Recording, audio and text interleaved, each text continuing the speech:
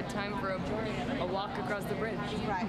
Okay. Well, certainly becoming a mother made me understand that we have to really focus on the future and what we're doing now and how it's going to affect our children's future. And I don't want my kids, although unfortunately my kids' early childhood will be spent during the Trump administration, I don't want them to associate politics with lies. I don't want them to assume that every president is someone who's openly lying to them and not caring about it. I want them to think that their representatives are there to serve them and there to listen to them, and there aren't people, for instance, voting for insane health care bills that will be detrimental to the larger public's health because they're just rooting for their own team. I want them to think of something more, I want them to associate politics with integrity in some way, and I think that what we're trying to say with this play is that there is a way for men's association with each other to be something that has more integrity. I don't know, I'm optimistic about it. The message of the play is that we should love one another, and I hope my kids somehow glean that from this experience. Confusion, and sometimes art is the way that we find perspective. No, I didn't expect that. I didn't know it would be so physically trying, but I'm really happy because it means that, you know, we're just doing everything it takes to tell the story in the right way. It's an intense story and it involves a lot of intense participation.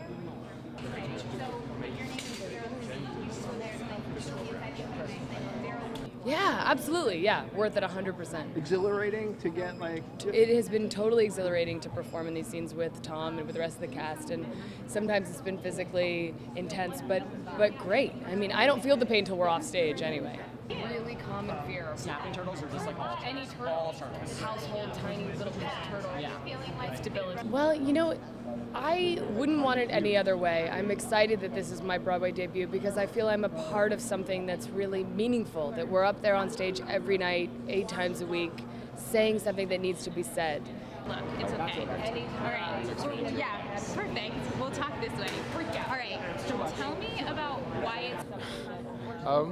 I don't know if you ever get past it, but I mean, what's so exciting is to do a play which engenders such visceral reactions in an audience, be it people walking out, people passing out, people vomiting, people screaming out. Like, it's theatre should be that. It should be an interaction between, you know, the actors and the audience, and it's really thrilling to be on a Broadway stage and be doing something that is enabling that. Now, on that stage, things have gotten pretty rough. A couple of you guys have gotten hurt. Tell me a little bit about that. I mean, I think that stuff has been kind of covered too much. It's a physical play, and we want to tell the story, go to the lengths that are required. Sometimes that causes a little bit of pain.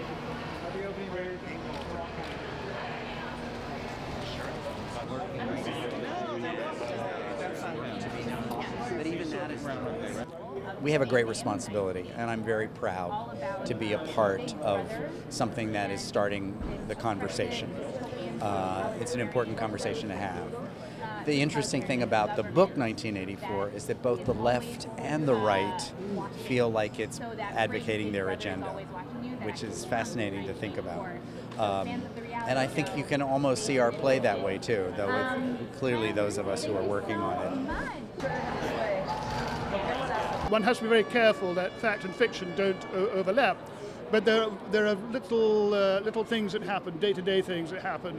Things like going out with him fishing, taking cigarette ends out of the fireplace that he'd thrown in there, trying to light them and being very, very sick, cutting my forehead when I was watching him making something. And of course the most important one was when we were nearly drowned together in 1947 in a boating accident that could so easily have turned into a tragedy. And of course, had that happened, my father would have drowned, and you would have had no Orwell, no 1984.